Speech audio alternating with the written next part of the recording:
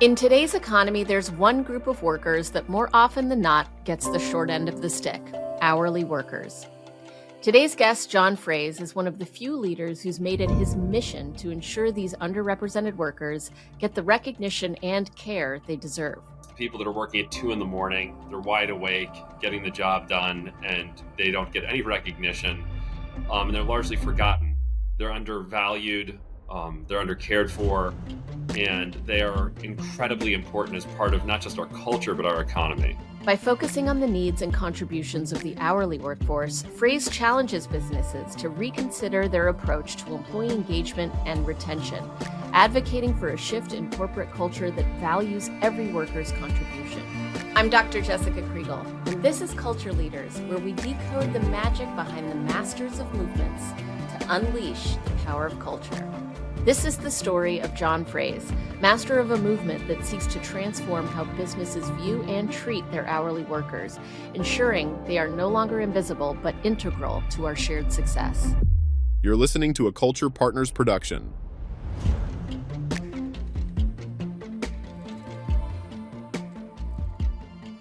John Frehse, what is your why?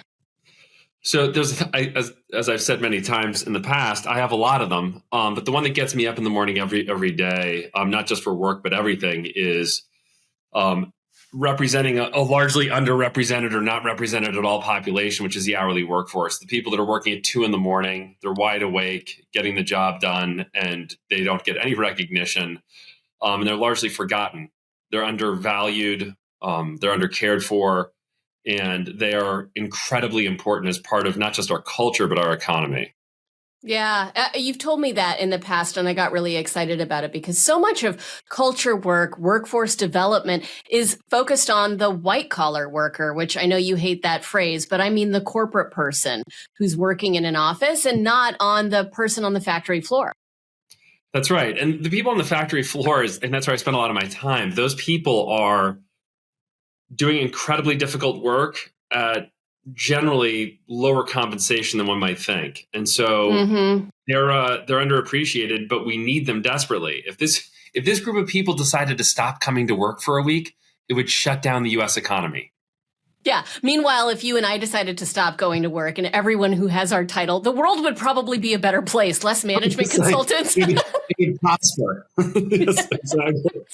Yeah, I need to get a job in a food processing plant if I really want to be of value to the community, right? In some ways. This is exactly it. Yeah, and leaders, I'll let you ask the questions, but I have a lot to say about this topic. No, go ahead. If leaders, go ahead.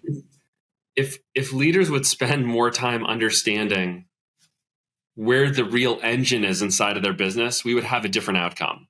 And the reality is they're stuck in an office with a CFO who's also very valuable, working on quarterly results. And it kills me every time that the people that are driving those results are they don't have a seat at the table, but we're not even trying to figure out who they are and what they need.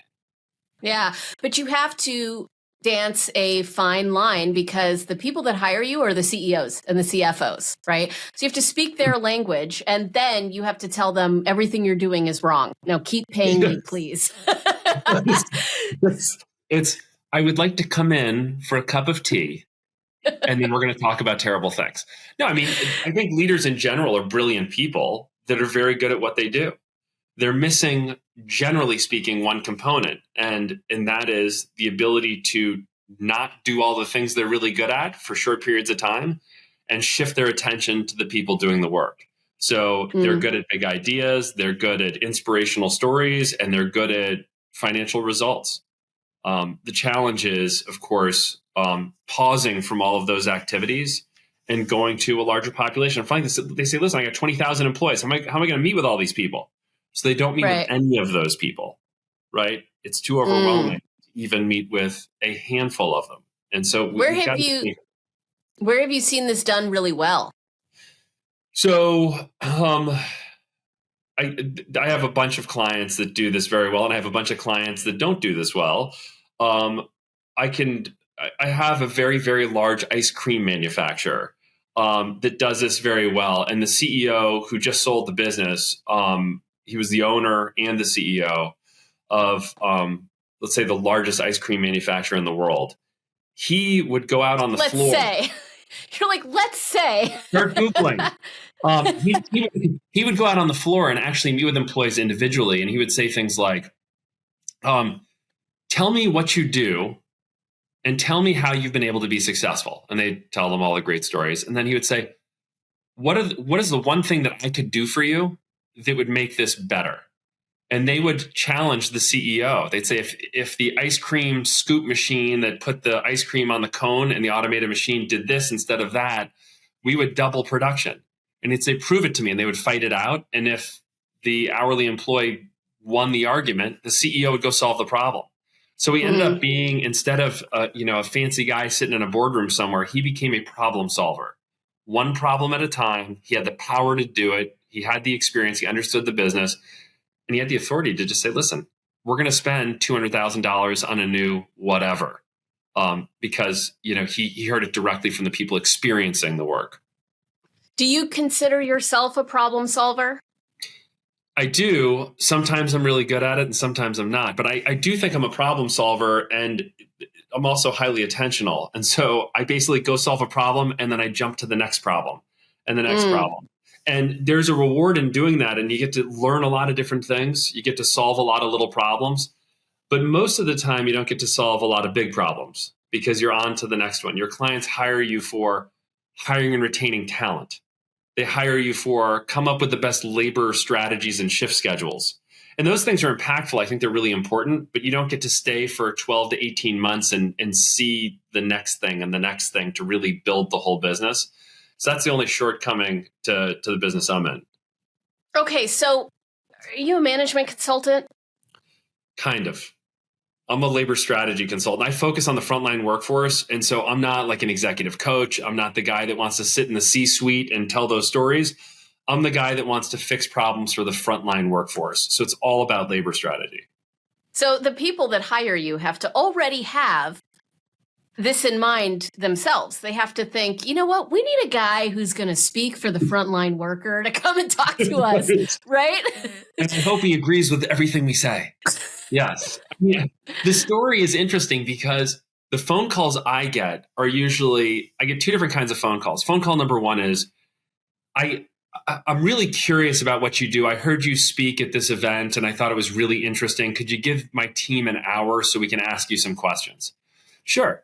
You talk to them, but they're not on a burning platform. They're just curious. And so they ask you questions like, is there a way that we could go from a 5-day operation to a 7-day operation and not add any headcount? Like these are, that doesn't work, by the way, for those of you listening. But they ask a range of questions and they say, listen, we'd love to get back to you. We're going to talk about this offline and we'll get back to you. You never hear from them again until the building's on fire. And they call you, and the call goes like this, Jessica. Excuse me, Dr. Kriegel. The call goes like this. Hey, John, it's Dave. Is there any chance you can be here on Monday? And my response is usually, who's Dave? I don't know. Like, who are you? And they're like, we talked 14 months ago, and you gave us these great ideas, and now our employees are trying to unionize, and we did some things just kind of playing around, and it didn't work.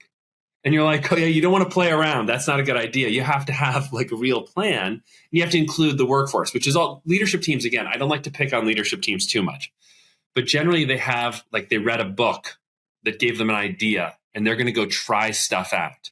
That's incredibly dangerous. It's like giving someone a machine gun and saying like, don't worry about gun safety. Just go pull the trigger a couple times and it's like, see how it works out. It's not a great idea. Same thing with labor strategy. The leaders read books or they have an idea. They say things like, that's a schedule that I would love. So I'm sure everybody else would love that, even though it's got, 18 hours of overtime built in every week and you never get a Sunday off. It works for my lifestyle, so it should work for everybody else. They never actually ask the workforce, and then they push stuff in and there's massive pushback and they then call me. So this podcast interviews people who are the masters of movements. They're people who create movement in a direction. I know why I invited you because I know what movement I think you are mastering. But what movement do you feel like you're the master of? Do you feel like you could be if you tried harder? What am I, like a junior master? I've got my yellow belt. I don't want to stand up. You'll see my yellow belt. But Yeah. this is the movement that I am obsessed with. Okay. It is winning the hearts and minds of leaders. So they understand that if they believe in the things that I believe in, that culture matters, that treating individuals like individuals instead of numbers, asking them questions, including them in the process to drive better results, if they believe in those things, they will behave differently. And we've talked about this 100 times now. The issue for me is we show up to leaders with programs. And those programs are follow this 5-step process. Here's how we're going to change retention inside of your organization. We miss the step 0. Step 0 is let's all believe the same thing first. If you don't believe what I believe, the steps are never going to work. If they do work, it might work for a couple of months and then it's not going to work anymore. We have to change the belief systems. And my problem early in my career was I was like, look at the math. You can save $14 million by cutting 14% of your workforce and changing your shift schedule and renegotiating the union contract. I never asked the question in the beginning, what problem are you trying to solve? What does your workforce want? And how can we get a win for them and for you? And that's changed. I've been doing this for 25 years. I start every single engagement now with a workshop with a leadership team where I understand, do they believe what I believe? Are their hearts in this? What's going to take to get them to a place where this is going to be sustainable for them? And they're going to do it responsibly with the workforce. It's not about ripping out cost savings. Yeah. It's interesting. You're seeing the blowback of doing it through programs with DEI right now. Oklahoma, yesterday, what was that news? They rolled back investment in all DEI programs in the government, in the state government, and something else. I mean, affirmative action with Supreme Court last year, or I guess it's still this year. No, last year by the time this airs, got peeled back because everyone went into this idea with like, yeah, okay, fine, we'll do a DEI program. People think that's important. We'll get behind this initiative. And not everyone held the same belief. And because they didn't hold the same belief, as soon as people were able to rip it out, they did. And they are. Please talk to us about DEI, middle-aged white guy. I'd love to hear your perspective on that. Well, I'm glad you asked, Dr. Kriegel. So the problem was the people that were actually implementing the DEI programs, and B, by the way, they got a lot of letters. You missed a few, but it's okay. We're going to get through it. Sorry, as an aside, the National Institute of Health does DEIA. Do you know what A stands for? Yes. Accessibility. I'm going to give it to you just in case you're lying. It's accessibility. I was going to say absolutely. Okay. Diversity. Anyway, go ahead. Absolutely. Absolutely. Yes. So the problem is, we basically said diversity, equity, and inclusion matter inside of our organizations. Diversity of thought drives innovation. All of these things are incredibly important. And then we looked to executive leadership teams that didn't really believe this. They hadn't been brought along on the journey. They just were told, like, we have to do this or we're going to get in trouble, right? And this will be another conversation for us, but it's not legislation that shuts down companies anymore. It's social activism. Social activism is by far the most powerful threat against any corporation in the world today. And so they said, we've got to avoid any kind of social activism, any kind of let's do this DEI thing. They put in a terrible infrastructure. They hired the wrong people, often figureheads without the qualifications to drive the results. And when they did put in people that had the qualifications, there was no buy-in from the rest of the organization. And these people were ostracized and maligned for being a figurehead or just a puppet that didn't really have the chops. And so these are the kinds of things that are largely driven by, not getting everybody involved and aligned in the first place, right? It's you have to do this or else you're in trouble, instead of here's why this can drive value for our organization. In the end, these are businesses, right? We want them to be socially responsible, but they're businesses. So DI, it was all about a stamp. It was never about doing the right thing. Yeah. Well, for the people that it was about doing the right thing, they're probably still doing it. And for the people that it was about the stamp, they're like, okay, I guess we're done with that phase of American culture. We're going to go back to whatever it was before. And the press drove the downfall, at least the short-term downfall. Let's see what happens in the next 6 months. But the short-term downfall of this, because it was a great headline. It started with ESG, DEI has to happen. We're going to have, 2 ledgers for all publicly traded companies, their ESG, DEI, sort of how well they're doing there, and then profitability on the other ledger. And then the Wall Street Journal, the New York Times started putting up big headlines like the end of ESG, the death of DEI. And it really, they were kind of the leading killers of this movement. Yeah. Well, Alan Murray, CEO of Fortune, wrote a book about this. And the subtitle of the book is Searching for the Soul of Business. And I heard him speak at an event a year and a half ago. And I went up to him afterwards. I was like, hey, so did you find it? He's like, did I find what? I was like, did you find the soul of business? Yeah. And I mean, he was super pro ESG, and he was also saying that all the CEOs he talked to are pro ESG. I mean, I talk to CEOs all the time. I don't know a lot of completely greedy, horrible people CEOs, right? I mean, this narrative doesn't exist. I mean, it's like not actually necessarily true. It's a bunch of people doing the best that they can. But I do see a circular, systemic lack of accountability in our system. And it looks like this. The frontline worker blames the leader for everything that's going wrong, right? I work at a tobacco company. Yeah, but I'm just trying to make ends meet. It's really the executives who are hurting Americans, okay? Then the CEOs are saying, well, I have a responsibility to our shareholders, the investors. So they're like, I would love to make changes to make sure people are feeling like they're well compensated and engaged, but I have a responsibility to shareholders, so I can't. So they pass the buck to the investors.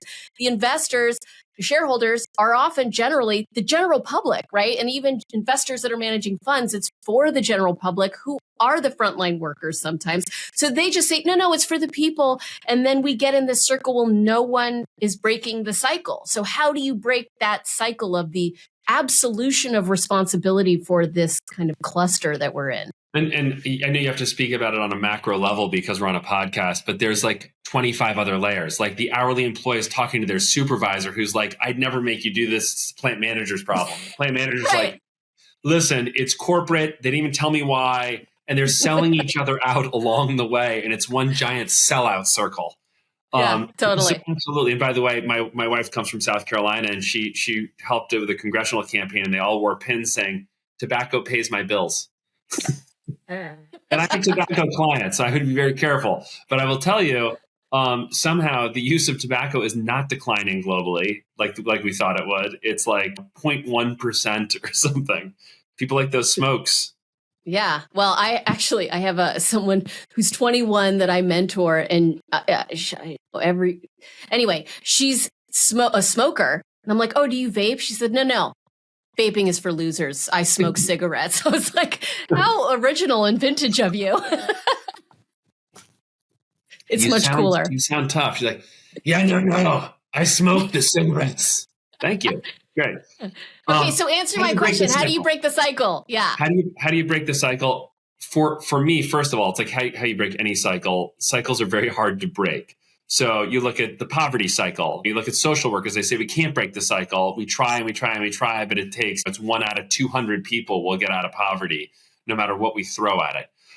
In the cycle of accountability, for me, I think this is going to happen automatically, which I think is really good news. And it has to do with digital transformation and transparency in general. I know digital transformation is like a giant garbage word, but what it means in this world is access to information in a useful format.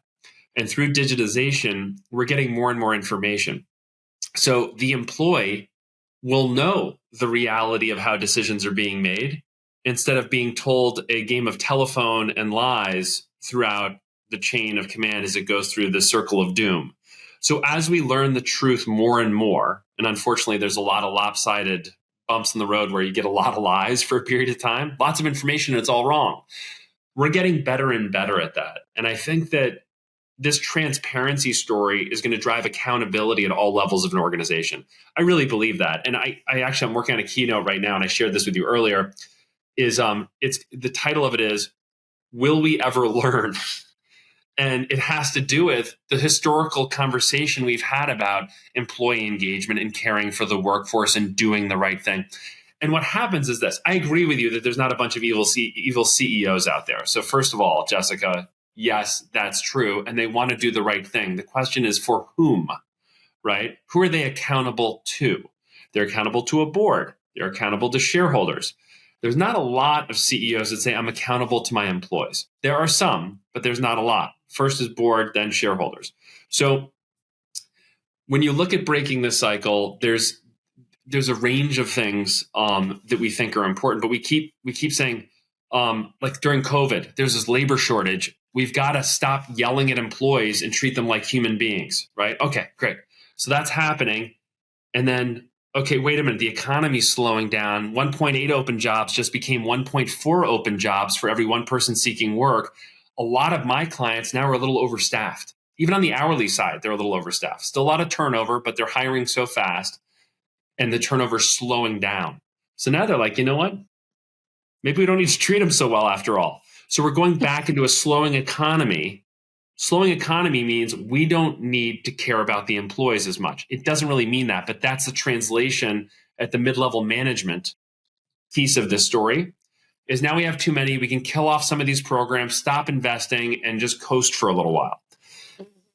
Then we go back into a heated economy where we don't have enough people to do the jobs. And we start saying, oh my gosh, we've got to care for you again. We're going to invest in training. We're going to, do all of these wonderful things around benefits and care for your family. And then the economy is cyclical. And so is our short-term memory about caring for the workforce. You can really track the patterns of the economy and joblessness and engagement. I was giving a speech 5 years ago in Kansas City, and it was all the U.S. public-private partnership people. So it was like a couple thousand people. And at the end of my speech, I'm so proud of myself that I've done this great, rousing speech. And this lady gets up to the question mic. I love the mic. It's in the middle of, all the aisles. And they walk up and you just know it's going to go badly. And she says, no one here cares about engagement. Pulling a Kanye West, Michael Bush, or not Michael, George Bush doesn't care about black people, but engagement. And it's like, who was it with him? It was Michael Myers was sitting there. So he was like, so yes, it was very bad. I've seen that clip a lot. And this woman said, we've been talking about this for decades and it just doesn't matter. And I said, we didn't have to worry about engagement. We talked about it because we thought it was kind of a cool thing and it made us all feel good. But now we have to. And as you've seen in the last 5 years, we've actually had to at least fake believe in engagement because there haven't been enough people to do the work. And wait, let me interrupt you there. What if it's even more sinister than that? I mean, engagement was invented by management consultants in the 90s that were trying to improve upon job satisfaction. And they thought, you know what? Instead of just liking their job, what if we could get your people to be engagement is focused on the task at hand. So we want them engaged in work. You'll get more productivity and sure, they'll be happy, but that's less important than engaged. And that's what I think this engagement obsession came from that. We want more out of our cogs. All right. So that makes me seem like a jerk. When I say engagement, let's change the term to employee delight. How do we actually or fulfillment? Now nobody's fulfilled in this world, Dr. Kriegel. Look around. Wait, sorry. Oh, wonderful. I mean, I think we can talk about employee delight. We can talk about people actually just liking their jobs. We just have to make it much more fancy in order to package it up and sell it off to the rest of the world. But really, the reality is when we look at the data, people generally like their jobs. The job is not the problem. The problem is everything else after the job. So we've got very strong positive feedback in every industry where we play that people like the job, the work itself. When we get down to my management team cares about me, things fall off a cliff. In manufacturing, the norm is 39% of employees say, yes, my management team cares about me. That means 61% say no. For communication, it's 33% say yes.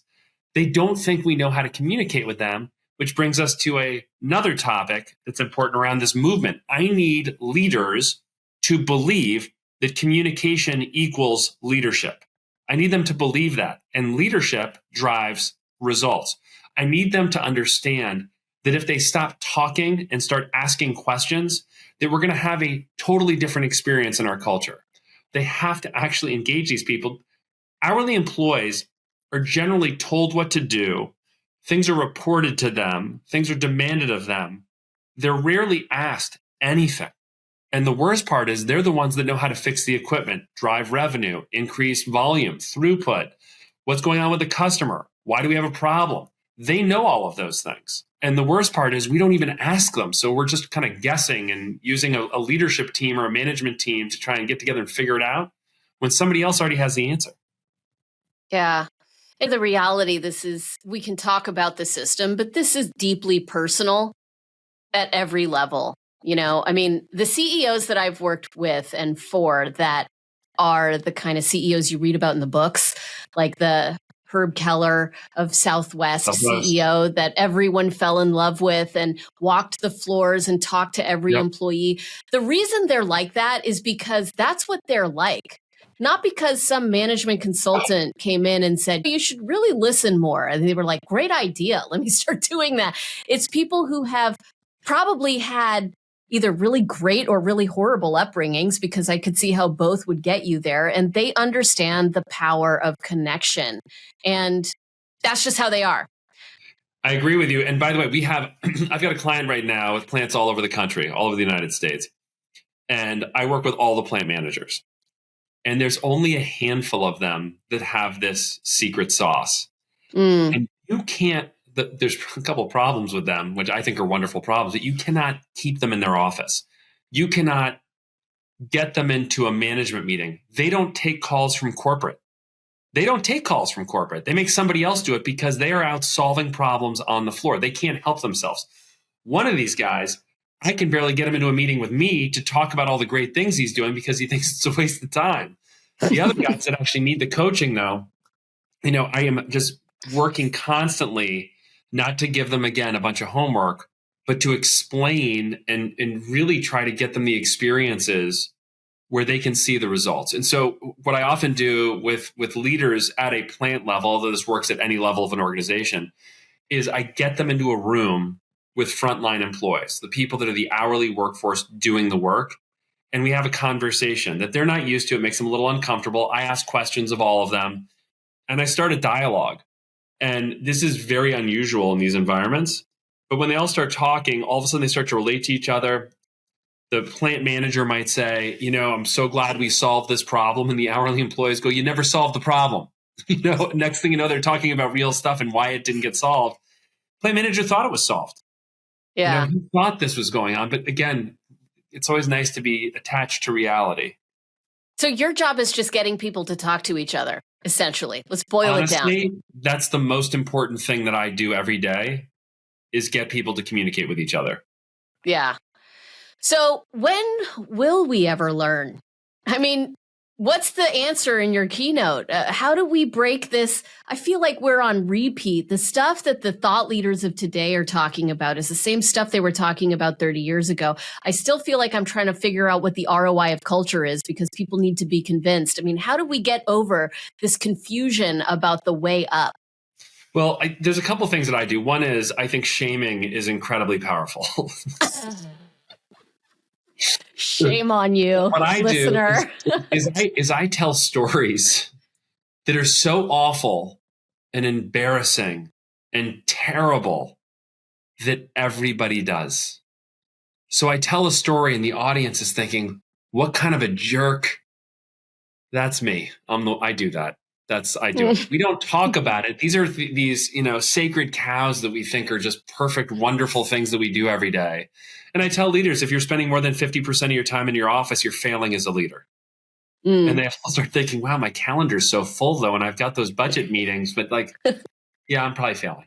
So it's important. Like, again, the leaders that, and you've talked about this too, is the leaders that can't help but get out of their office and go engage the rest of the population to learn.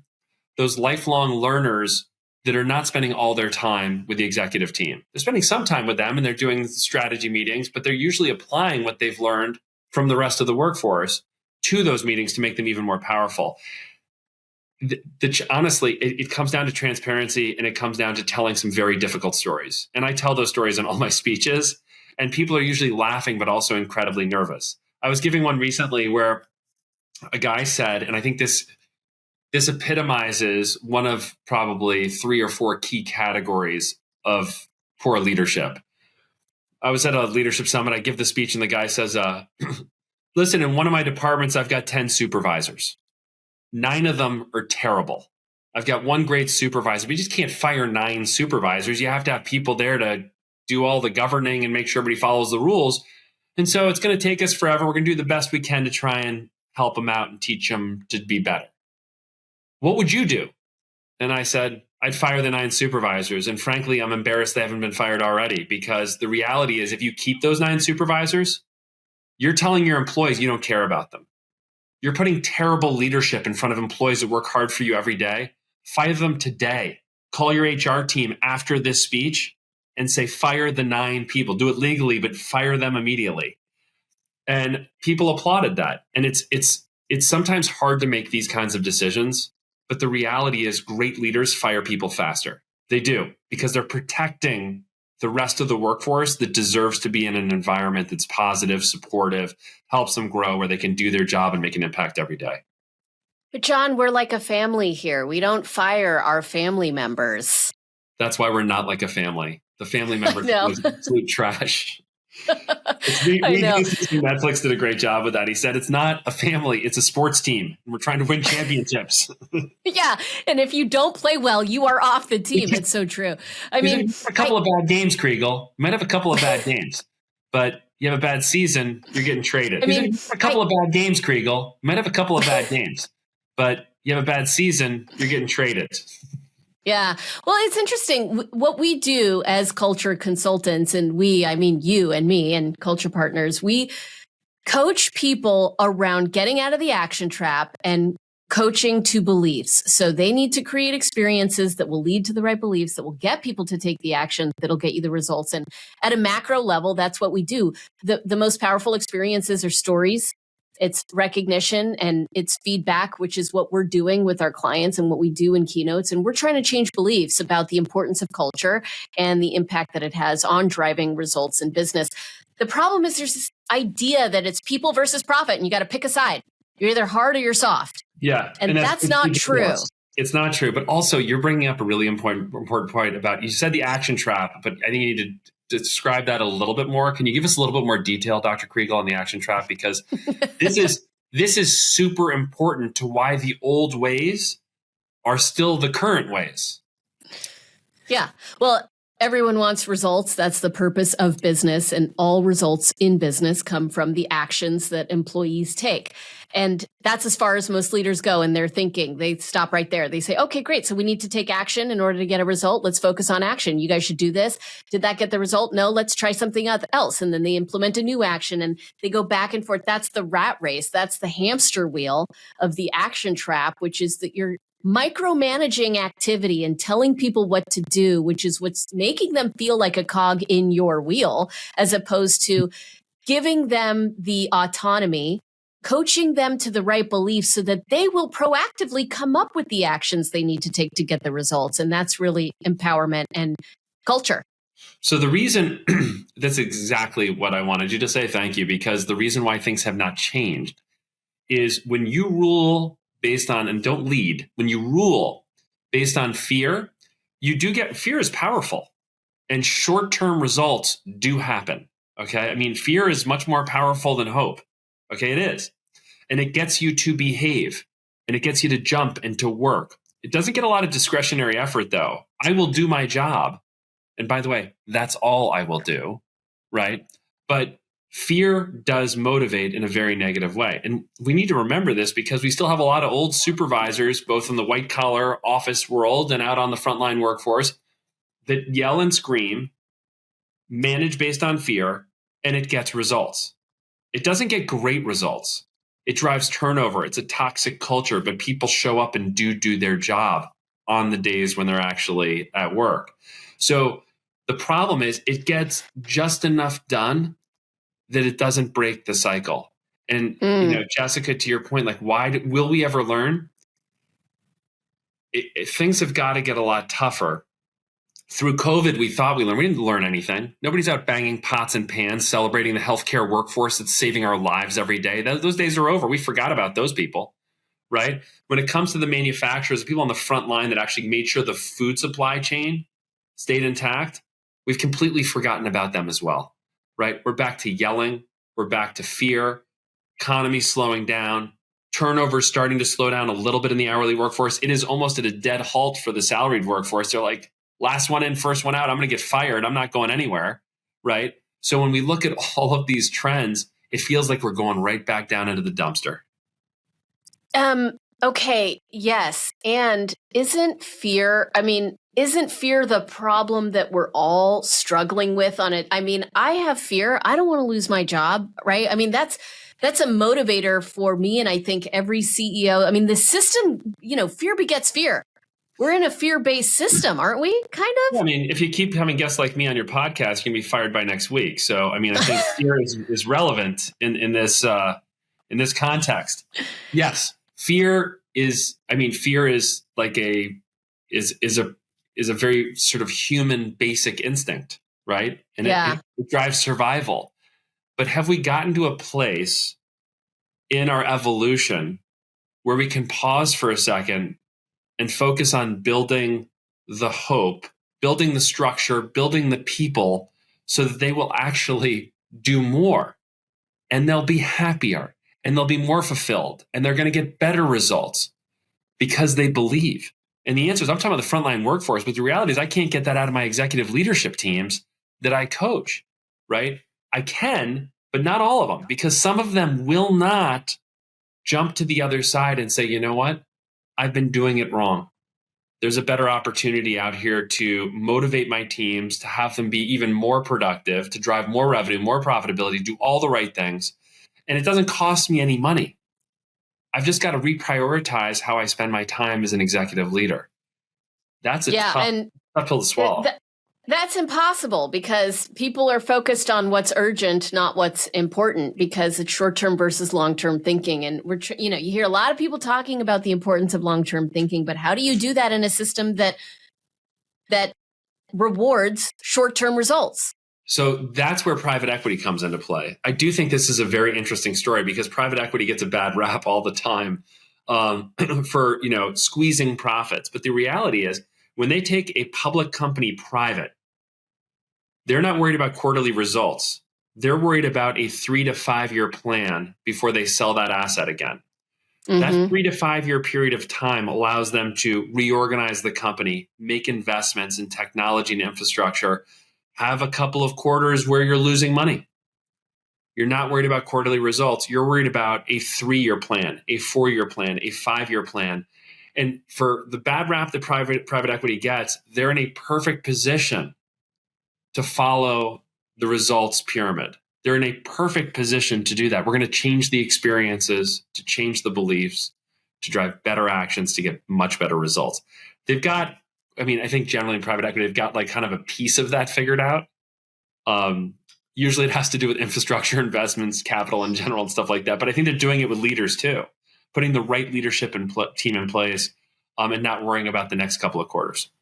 I feel like you've seen the private equity industry grow up a little bit in the last 5 years with regards to this. You're seeing more players that are leaning into that. You're seeing more people investing in talent and private equity than ever before. It's like they've caught up. They're realizing, oh, wait a minute, we have an opportunity here.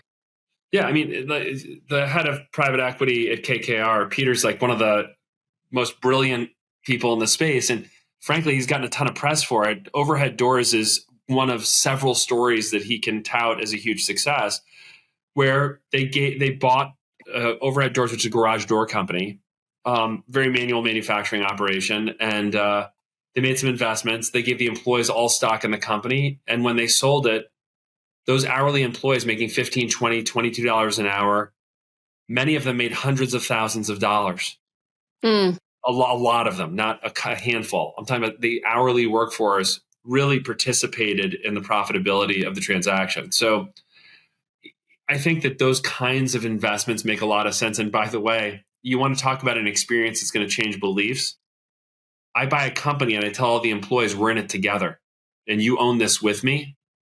You just experienced something that's going to dramatically shape a belief system that's different than any other belief you had about the company before. Yeah.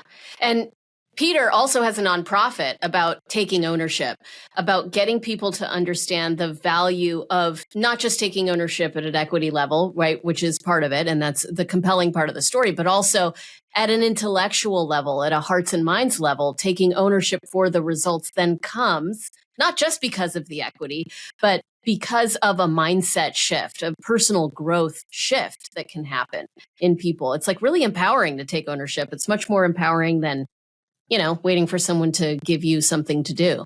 Yeah. And I've spent a bunch of time with the co-heads at KKR, Joe Bay and Scott Nuttall, and Mr. Kravis, Henry Kravis of KKR.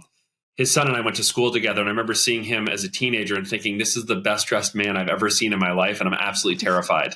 But the work that they've done as a firm, and by the way, the book Barbarians at the Gate was modeled after the Nabisco takeover and Kravis and the whole thing.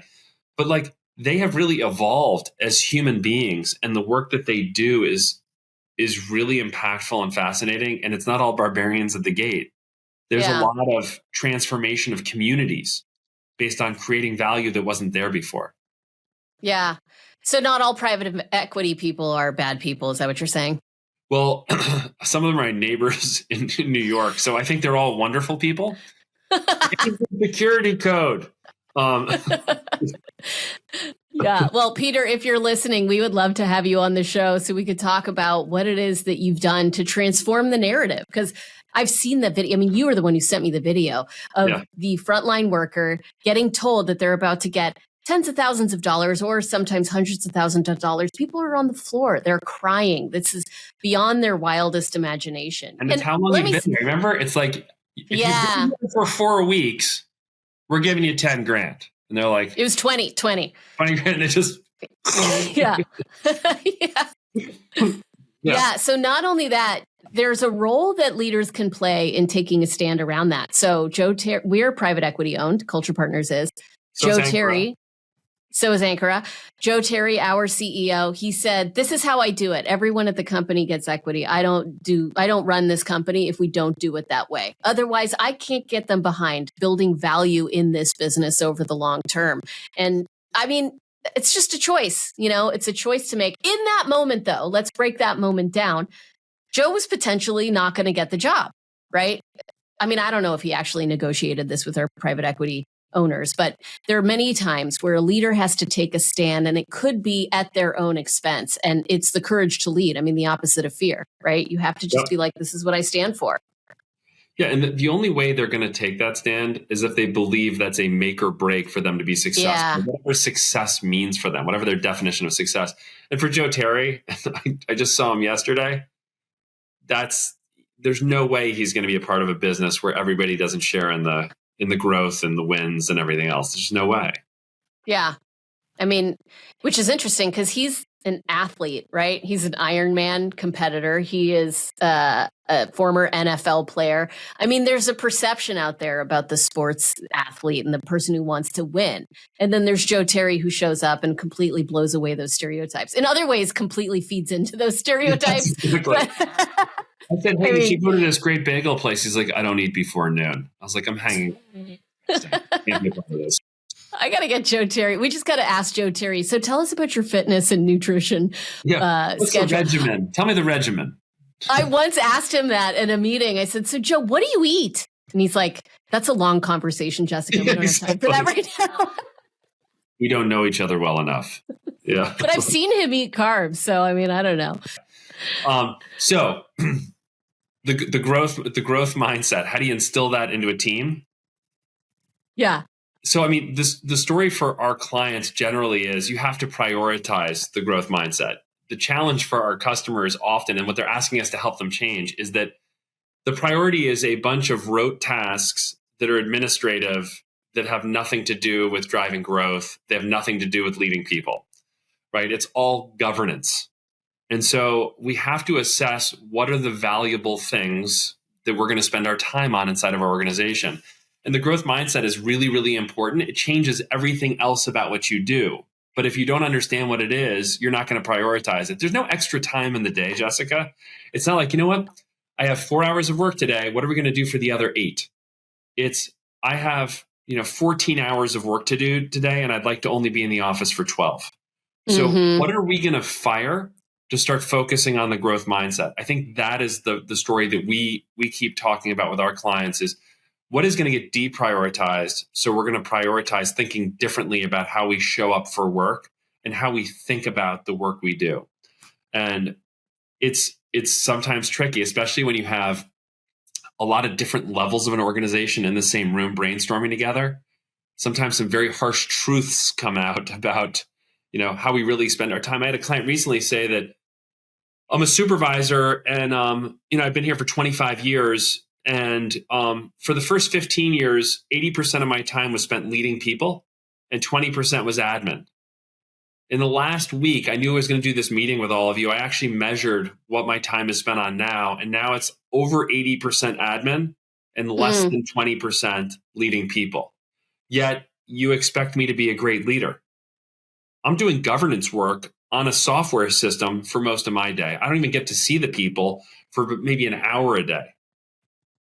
So we've got to, again, think about it differently. What's your percentage distribution?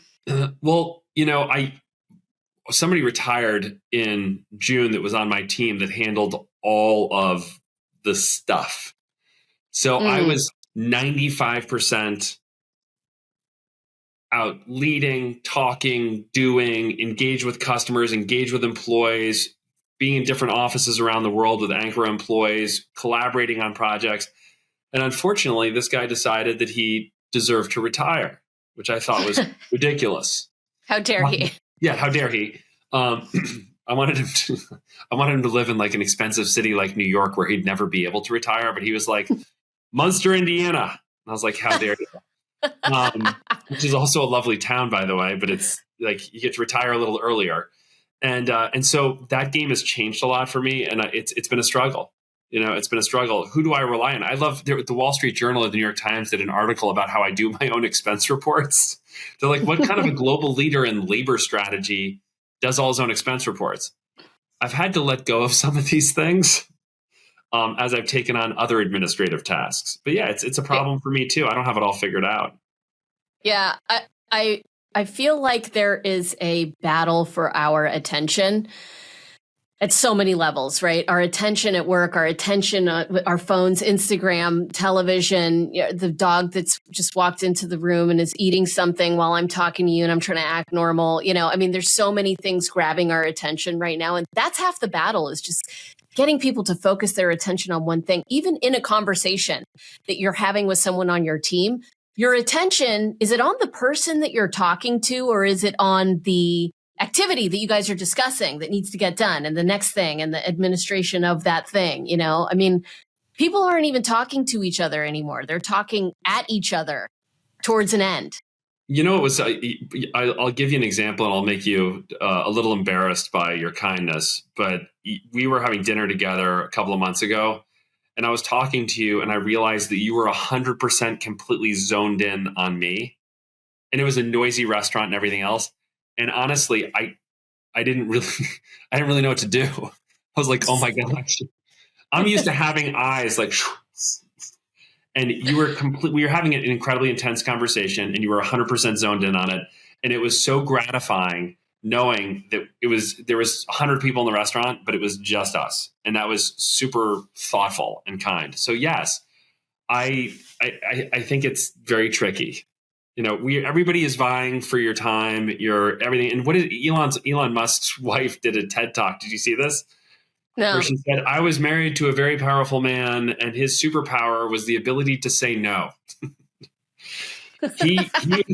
He said no. I mean, notice they're not married anymore, but he had the ability to say no to things that he felt were not worth his time. It's a problem I have. I say yes to all kinds of things. There's a lot of juniors in our company that want to spend time talking to me about what I do and how I do it and how they can grow in their career. And it's really flattering that they want to spend time with me. I do a lot of those phone calls and they take a ton of time. I like doing them, but there's other things I don't do because of those phone calls. Yeah. It's interesting. I've been struggling with this lately because as we near the end of the year, I feel like activity is ramping up. I've got, I'm in school, so I've got 2 20-page papers due this week. We recorded a bunch of these episodes of the podcast because there's going to be a break. I have all these deadlines. I've got a TED Talk coming. I got to write the script. There's a million things. And I can't get rid of any of those things. I mean, I could say, fine, I'm too busy to go to school, but the school thing is something I'm passionate about. So that's not really a solution. I could say, fine, I'm not going to take my daughter to school, but then I got a daughter at home and that doesn't work either, right? I can't really get rid of any of this stuff. I thought you were going to say, then she doesn't get an education, but you're like, no, she's a nuisance because she's at home. Got it. Yeah, called me out on that totally. I mean, she's in first grade. What really are they learning in first grade? I mean, come on. You know what's funny? The other day, she got like a 60% on her spelling test. And my daughter is pretty average at English, but she's a super genius at math. And so she's fluent Mandarin, which makes up for it. But keep going. No, she does not. She barely speaks English, but she's super good at numbers. And we took the spelling test. She got a 60%. I said, how do you feel about the fact that you got a 60% on your English test? She said, I feel fine about it. Spelling is not important. Math is important. I said, okay. Cool. I thought she was going to say something like, no me gusta. I mean, the reality is eventually she's going to learn how to spell. But if you're not a math person, you're never going to become a math person. I'm on a total tangent. No, anyway, but logic matters. Logic matters, and math is logic. So that's good. Yeah, there you go. But the thing I was saying was about time management. And what I realized is all I have to do is maybe just push out the deadline on these things. I can do 20% less per day and still get it all done, but I won't get it all done this week necessarily. Maybe it'll take me 2 weeks to get it all done. And I think there is a frantic pace that we operate at right now, which eats at our mental health and psyche, that makes us make bad fear-based decisions, that maybe we could just lower the, slow down a little bit and still do all the things, but do it a little slower. Is that an answer? It actually might be, because when we do the studies on the 4-day work week, and I'm not talking about 4 10s, I'm talking about 4 8s. We do studies on. You just got to pop off some quick shift language to make sure everyone knows you know what you're talking about. 10-hour shifts. So Monday through Thursday, 10-hour shift every day, to say I'm still working 40 hours, but it's not an 8-hour day, 9 to 5, Monday to Friday. There's been a lot of studies about 4 10-hour shifts, and you get a 3-day weekend, and people love having Friday, Saturday, Sunday off. And there were no productivity losses there. There have been some studies that have also said, take those 10s and make them 8s, and we still get the same amount of productivity. And the reason is there's so much time that we waste every day inside of our work schedule. We have to get certain things done every day, no matter what. And it turns out, if you give me more things to do, I'll just try to get them done. If you give me less, I'm going to drag out the day. So if we give people 32 hours a week, they will focus more and they'll be more effective in those 32 hours. And we're not seeing any loss. So the question is, do you need an hour for the meeting? What's the t-shirt that says the meeting should have been an email? Yeah. Like those things, right? It's who came up with an hour meeting or a 30-minute meeting, or I did a 15-minute meeting earlier today that was like the most effective meeting I had all day, reviewing a deck, because we knew we had 15 minutes. We went right through it. So we've got to cut those meetings in half or more and then show up prepared. Or transform them from meetings into casual conversations. Right now, I'm experimenting with, because this is what happens, right? Someone wants to talk to you, John, they got a great idea about a labor strategy or whatever. And they reach out to you via email. They say, hey, John, I have a great idea about labor strategy. Can we chat? And then you respond with, yeah, sounds good. Here's my availability. And then they respond with, great, this works for me. I'll send you the meeting invite. Then you get the meeting invite. It's usually for 4 to 5 days from now, because we're pretty busy in the next couple days. Then that day comes 4 days later and you've got your 30-minute meeting on the calendar, and you get on the call, you do your 5 minutes of chit chat, and then you get into the thing, and then you feel like you've got to fill the time, right? I'm cutting that all out. When someone sends me an email and says, hey, I have something I want to talk to you about, I say, just call myself. And then they call me right then. With this, I'm kidding. What? We have a team in Nashville, and I love them. Yeah. I love them. Please remember, people in Nashville, he loves you. They are highly organized, incredibly structured people. They're very organized, structured.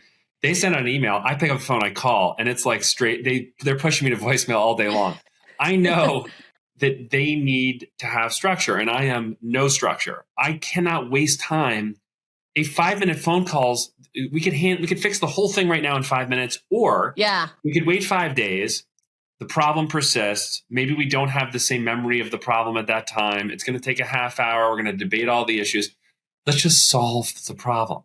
Now, there's pros and cons to our approach, right? I think I've got this great approach, but it turns out when you go right into solutioning and you don't debate all the issues first, they always say to me, John, you're trying to solution. And I go, I know, don't we want that? And they say, eventually, but we have to figure out all the problems first.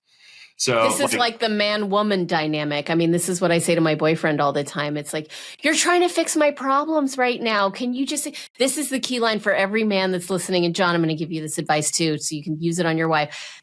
Just say these words. That must be really hard. That must be really hard. That's all they want to hear. Anyway, another tangent. Keep going. That must be really hard, Jessica. It is really hard when people try to solution all the time. I know. I'm a solutioner, and I don't always have the right solution, but I feel like I can say, I think this is the answer. And they can say, what about this? And we work it out and it's great. But not everybody thinks that way. And I don't always get the right answer, by the way. Right? Right. Yes. Good point. Okay. Here is my last question, and it is my favorite question, which is, what is one thing that you never get asked in these types of interviews that you wish you were asked more often? I think if I wasn't doing this, first of all, the question people always ask is, how does your wife deal with you? And that's what I don't want to be asked. That's not a great question. If I wasn't doing this, what would I be doing? And? Oh, I'm not going to answer it. I just thought No, you got to answer. Now that's my question. Yeah, if you weren't doing this. I think I would teach outdoor survival, which I did in Northern Canada, and I worked for Outward Bound for a while when I was much younger. And that was the thing that I loved. I always wanted to be a teacher. And then I thought, okay, I'm going to be a classroom teacher. And then I went to Wake Forest, and I did not like the education department there. I liked Wake Forest, but the education department wasn't for me. Then I thought, okay, what if I did like outdoor survival stuff? And I did a bunch of that in Northern Canada. And I thought, that was great. And then I realized, okay, is there a way that I can teach and also get paid? And I think that's how I ended up here. Is I really wanted to be a teacher. And frankly, I want to be a lifelong learner too. And my clients often teach me more than I teach them. But being a teacher in a different format is, I think, what I really would have been in another life. That's beautiful. I think that may be why I do what I do too. I like the idea of being a teacher, but sometimes it's because you teach what you most need to know. I often hear myself say things that I need to learn myself. So maybe that's it. It's a form of personal growth, right? That's why therapists are an absolute disaster. You know what my therapist says to me all the time? What was it? Jessica, that must be really hard. That's where I got that.